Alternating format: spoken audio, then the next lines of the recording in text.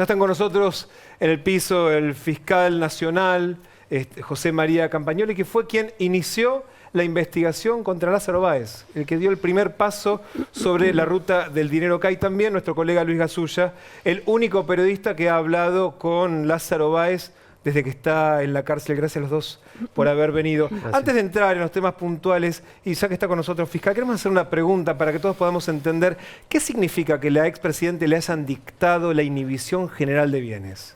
Bueno, buenas tardes y gracias por invitarme. La inhibición general de bienes es una medida procesal que pueden tomar los jueces que tiende a que un sospechoso, un procesado, no pueda mover su patrimonio, no puede vender sus muebles, sus bienes inmuebles, no puede vender sus autos. Normalmente esa medida viene de la mano del embargo, ¿no? Un juez, cuando dicta un procesamiento, traba un embargo por una X cantidad de pesos. Entonces, antes que me explique el embargo, por ejemplo, ¿la expresidenta podría usar el dinero que tiene depositado en su cuenta? Todo lo que ella tenga declarado y necesite de una autorización judicial, no lo va a poder mover. Por ejemplo, vender algo, un bien registrable, no lo va a poder hacer. Pero dinero en efectivo sí puede usar. Y el dinero que tiene en el bolsillo, eso no lo controla nadie. ¿Y el que tiene en una cuenta? Y en ese caso, el juez tendría que además dictar una interdicción de esas cuentas. Pero si quiere, por ejemplo, pagar la tarjeta de crédito con dinero que tiene en el banco, ¿no puede? No te sabría responder exactamente ese detalle, pero lo usual es en tema de inmuebles, de automotores, de lo que es registrable. Si ella quiere vender, no lo va a poder hacer porque ahí automáticamente el juzgado va a operar sobre el embargo que ya declaró.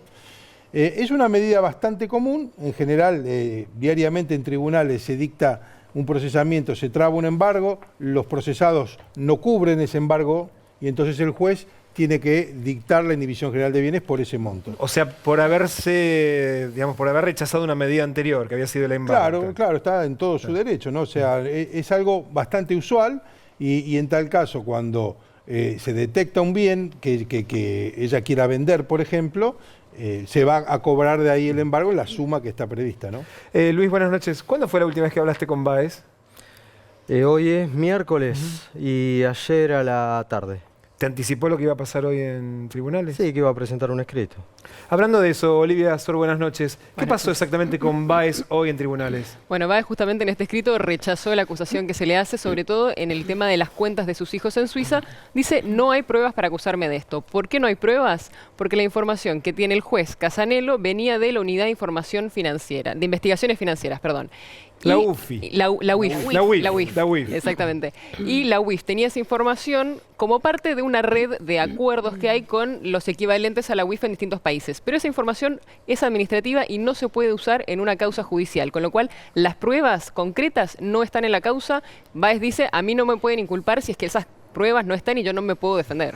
Cecilia, sí. Pero, Olivia, ¿quién metió la pata acá? Porque en la UIF dicen que el problema es que Casanelo reveló la información y en la justicia dicen que el problema es que la UIF mandó eso como un dato y debería haberlo dado de una manera encriptada o de alguna manera distinta.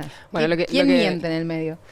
Claramente se van a echar las culpas de un lado y del otro, pero lo que te dicen es que en realidad la UIF pidió la detención de los hijos y al pedir la detención, la UIF como organismo puso en jaque la información que le habían dado al pasársela a la justicia de esa manera. Estaba bien que se lo informase al juzgado, pero tendría que habérselo informado diciendo justamente que era información de inteligencia y que si quería incluir en la causa, Casanelo tenía que hacer un exhorto judicial a Suiza para que esa información se pudiese incluir. El doctor Campagnoli asiente con la cabeza. Claro, sí, exactamente. Es lo que dice Báez también. Pero hasta cierto punto, ¿no? Porque un juez también puede llamar a indagatoria a través de los indicios y de una sospecha y ver qué tiene que decir el sospechoso, ¿no? Me parece que en realidad ninguno de los dos miente, los dos hicieron su trabajo, está avanzando todo lo que es de materia de comunicación financiera a nivel internacional, entonces las distintas agencias de los países se pasan información. Eso por ahí es un mérito suficiente como para indagar, pero probablemente para después dictar una medida cautelar o un procesamiento va a necesitar librar los exhortos Casanelo. Y hay otra empresa que le trajo la UIF de Uruguay a la Argentina y que Báez me decía ¿Y por qué no citan a ese titular? Que de la cuenta era el ex titular de la Cámara Argentina de la Construcción, Carlos Wagner, que es una de las personas que Báez y sus abogados apuntan los cañones, ¿no? Que citen a el ex titular de la Cámara Argentina de la Construcción y a otros ex funcionarios públicos del gobierno kirchnerista. Sí, Juan. Quiero volver al tema anterior, porque ¿cuáles son los motivos por los cuales se dicta una inhibición de bienes? En el caso de Cristina Kirchner, digamos, que no está investigada por una causa por venta de dólar futuro y no por, digamos, lavado de dinero, por ejemplo. A ver, el juez dicta un embargo cuando dicta un procesamiento. Y si el individuo no paga el embargo, no cubre el monto del embargo, el juez está facultado para dictar una inhibición general de bienes. ¿Pero qué fin se persigue con eso? Que no pueda mover su patrimonio, que no pueda... ¿Pero por qué en el caso de esta causa? Bueno, ¿Qué podría hacer Cristina Kirchner en el marco de la causa de dólar futuro con su patrimonio que pueda perjudicar, digamos? A ver, la causa de dólar futuro es una causa eminentemente patrimonial, no hay ninguna duda de eso, porque el embargo, el sentido que tiene el embargo es que si vos cometiste un daño que después tengas que reparar, resarcir económicamente, no te insolventes. La finalidad del embargo y de la inhibición general de bienes es que los procesados toda su plata la desvíen para otro lado. Y entonces la inhibición general de bienes busca esa medida, que no se insolvente. Básicamente es eso. Parece raro, porque estamos hablando de una expresidenta, pero es una medida muy, muy usual en tribunales cuando se llega a cierta instancia. Igual Cristina sabía que le iban a embargar y por eso también está la denuncia de Stolbizer, que tiene que ver con los extraños movimientos en las cuentas bancarias, que se basó también en una nota y en una información que sacamos en el programa de Lieberman, que contaba de estas transferencias que sistemáticamente salían desde las cuentas de Néstor Carlos Kirchner durante el 2014, 2015 y 2016 a las de Máximo y a las de Cristina. Luis, la ahora nos última vamos a de meter 800.000 en los pesos. dólares de la expresidenta. Jessica tenía una pregunta antes. Sí, al fiscal, que fue el que arrancó con esta investigación de la ruta del dinero, que después le pasó la posta a Marijuán, quería preguntarle cómo ve la actuación del fiscal Marijuán, por un lado, y el otro punto es si el video de la Rosadita fue determinante para que se reactivara todo como se ve ahora o no era tan necesario. Bueno, a ver, yo creo que es un poco incómodo opinar sobre la actuación de otros fiscales, pero no a mí se me preocupe, parece puede hacerlo. que la actuación de Marijuán está bien y creo que la actuación de muchos fiscales en la justicia federal ha sido un límite para los jueces que, o sea, gracias al esfuerzo de muchos fiscales hay muchas causas que siguen en trámite, ¿sí? En un periodo que era bastante difícil investigar. En cuanto al video de la Rosadita, es evidente que fue lo que precipitó la superactuación de Casanelo. Eso es evidente, lo podemos comprobar cualquiera, porque el procesamiento que recientemente confirmó la Cámara es casi por las mismas, con la misma evidencia que yo presenté hace 3 años, ¿no? Superactuación está como entrecomillado. Entrecomillado, sí, o sea, hoy asistimos a un periodo donde vemos una hiperactividad de la justicia federal, después de un periodo que no pasaba nada o pasaba muy poco. Doctor Campagnoli, hablando precisamente del patrimonio también de la expresidenta, ¿les llama la atención que los jueces pasaron de ser tortugas a ser todos libres ahora? Sí, a todos nos llama la atención, la verdad que sí, o sea, pero realmente asistimos también a un periodo donde era muy difícil investigar, había muchos jueces que tenían sumarios o pedidos de juicio político que duraron años, que los tuvieron abiertos en el Consejo de la Magistratura. Evidentemente hubo un cepo en la justicia y un intento por disciplinar a los fiscales, un poco también con mi suspensión y mi juicio político, fue una clara señal para todos los fiscales. Fue un periodo muy difícil para investigar. Y creo que en ese periodo se agrupan muchos tipos de jueces, ¿no? Hay algunos que han trabajado y que han hecho lo que pudieron, ¿no? Después habrá otros que tal vez se podría englobar en encubridores dolosos de la corrupción, otros que por ahí pecaron de un exceso de prudencia rayano con la cobardía, y después hay otros que son vagos y que son ineptos y que actúan cuando no les queda otra. La verdad que creo que fue un periodo oscuro para la justicia estos 12 años. Y ahora que la justicia empiece a pronunciarse, que empiece a dictar fallos y que empiece a producir, me parece que es algo positivo, porque entonces todos nos podemos enterar qué pasó, los defensores pueden defender, los fiscales pueden acusar y la sociedad se entera de lo que pasa.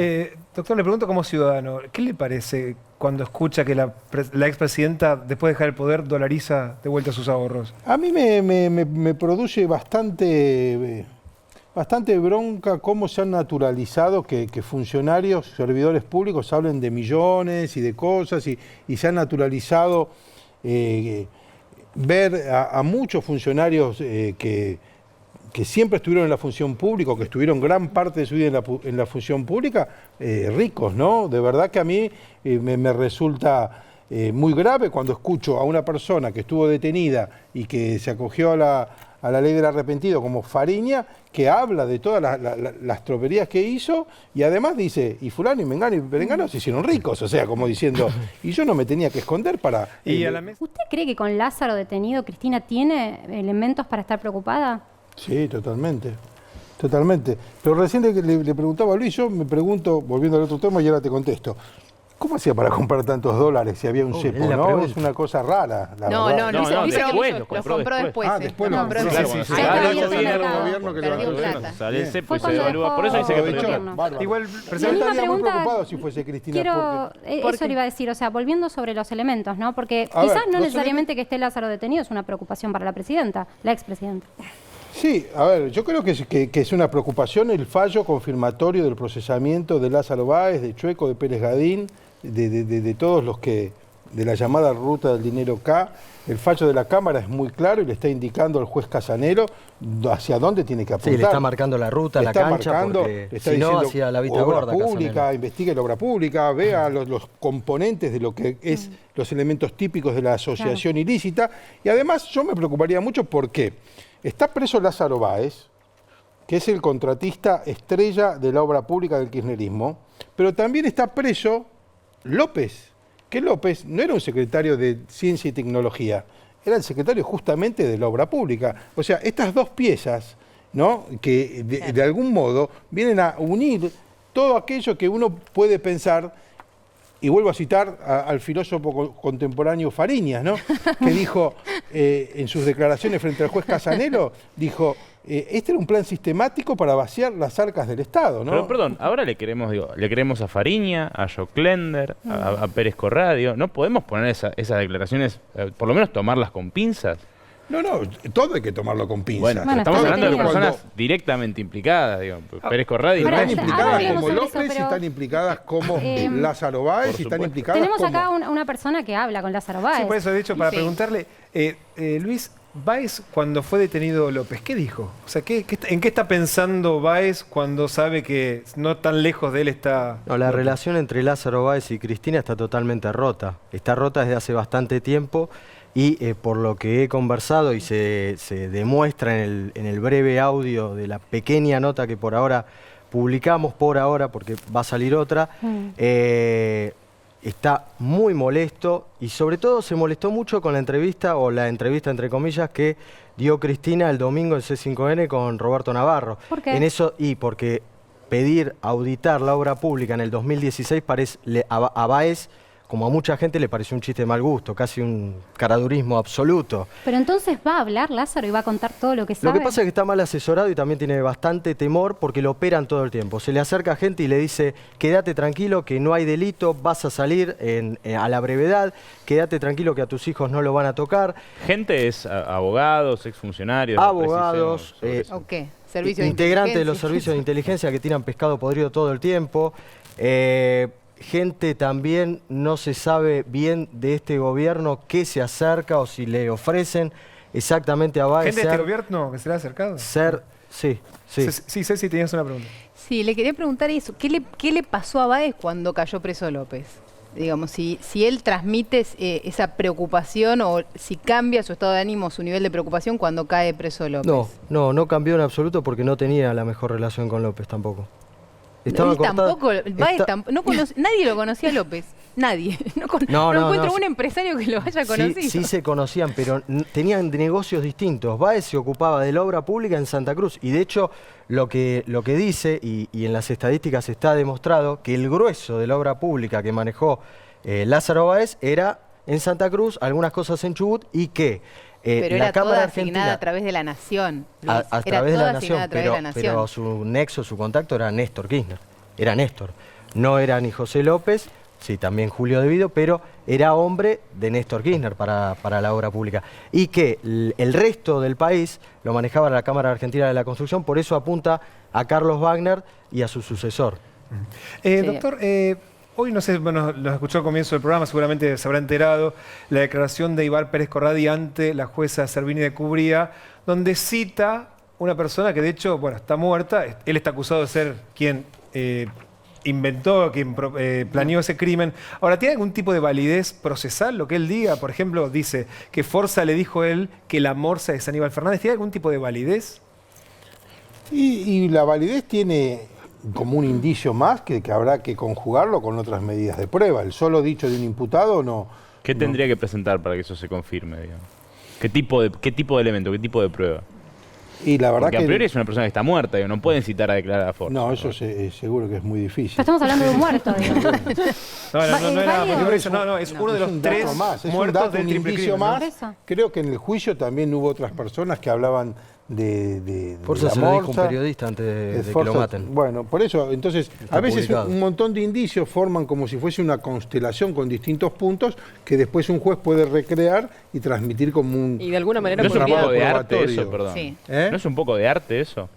No sé si es arte. Por cómo lo presentó, un montón, una constelación de indicios no constituyen una prueba, digamos. No, lo que yo te estoy diciendo es que la suma de indicios precisos, concordantes, forman como si fuese una constelación que cuando vos tenés este indicio, tenés este y tenés este, y después otros más, se van juntando y tenés la osa mayor. Eso sería como una prueba. Olivia, sí, y puede llegar a ayudarlo para presentarse como un arrepentido y tener alguna reducción de pena si presenta información. ¿Hay alguna información que pueda aportar que lo pueda ayudar en ese sentido? Y yo no lo sé, la verdad, pero en el caso del homicidio, por lo menos, no está prevista la ley de arrepentido. No, el de narcotráfico. En el caso de lavado, él habló, según tengo entendido, trascendió periodísticamente, que él habló de la campaña del 2007, creo. La de Cristina que dijo que los cheques eran cheques que no tenían fondos, que era una manera de lavar dinero. En ese caso, si él quiere declarar en esa causa como arrepentido, la ley de lavado lo permite. O sea, la ley de arrepentido está prevista para algunos casos. Pero no para ese específicamente. Pero para un homicidio no. Ignacio, sí. Fiscal, siempre hay un primer reflejo del kirchnerismo de comparar con Panama Papers o con las irregularidades que puede llegar a haber ahí este tema de la ruta del dinero acá.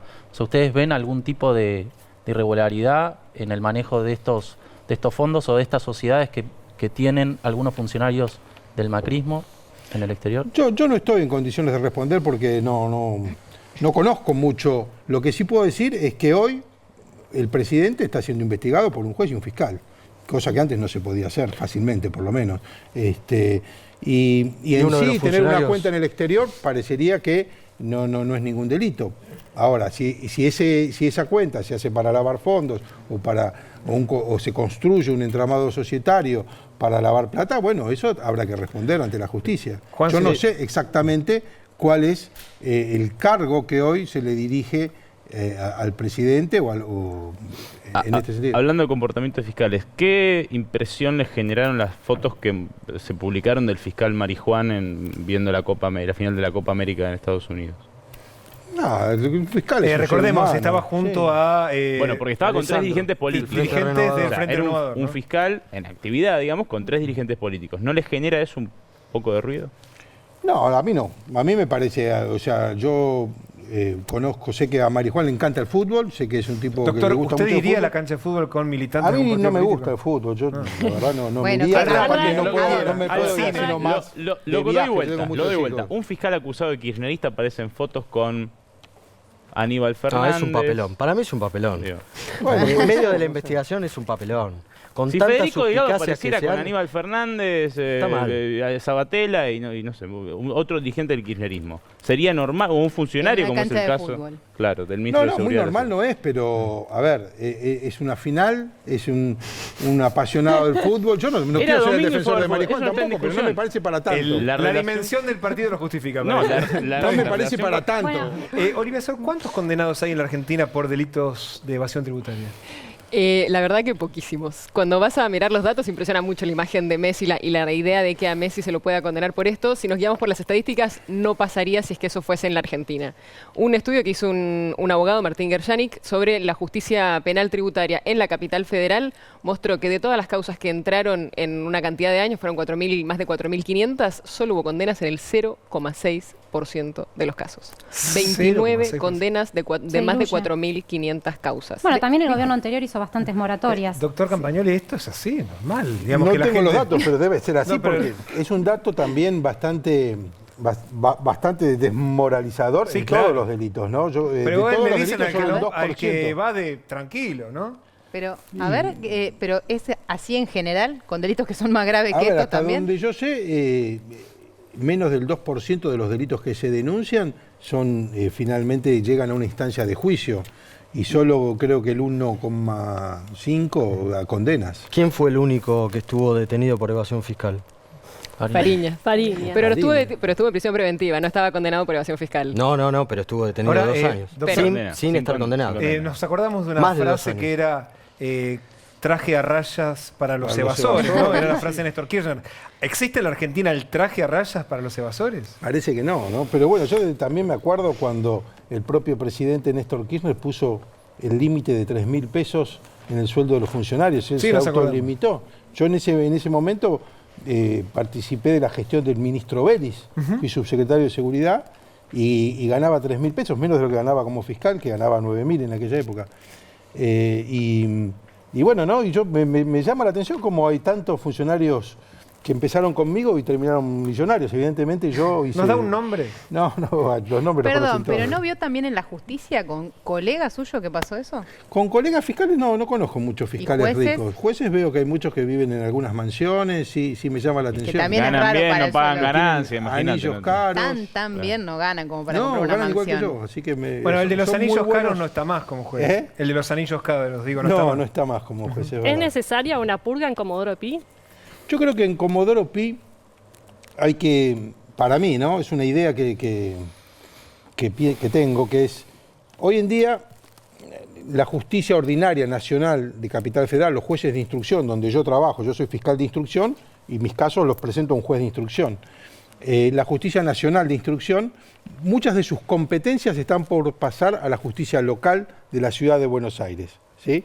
Entonces ahí vamos a tener 49 jueces de instrucción con mucho menos trabajo.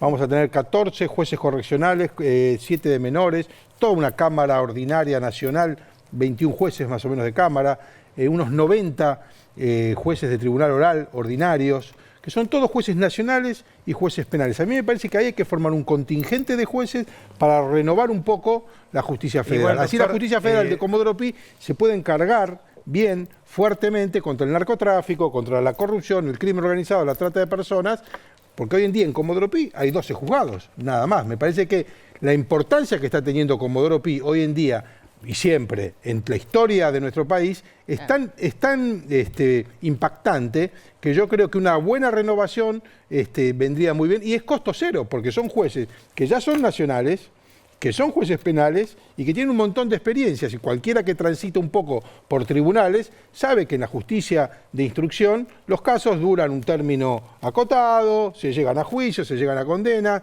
es una justicia que desde mi punto de vista funciona medianamente bien.